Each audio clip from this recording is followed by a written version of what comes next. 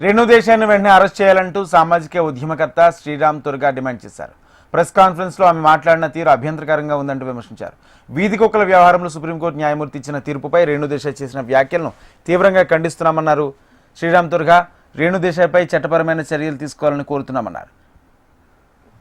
దేశాయ్ గారు ప్రముఖ హీరోయిన్, గతంలో హీరోయిన్ గా చేశారు.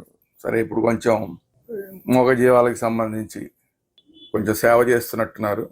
సరే, ఎనీవే ఆవిడ నిన్న ఒక ప్రెస్ మీట్ పెట్టి చాలా విషయాలు మాట్లాడారు. కుక్కల గురించి, ఆవుల గురించి, మేకల గురించి, ఇంకా చాలా వాటి గురించి మాట్లాడుతూ, అలాగే మనుషులు ప్రాణాల గురించి మాట్లాడుతూ చాలా పెద్ద ప్రెస్ మీట్ పెట్టారు. అయితే ఆ ప్రెస్ మీట్ లో ఆవిడ మాట్లాడుతూ సుప్రీంకోర్టు మీద తీవ్రమైన వ్యాఖ్యలు చేశారు. సుప్రీంకోర్టు న్యాయమూర్తి మీద, న్యాయమూర్తి యొక్క ఇంటెన్షన్స్ మీద కూడా ఆవిడ తీవ్రమైన విమర్శలు చేశారు.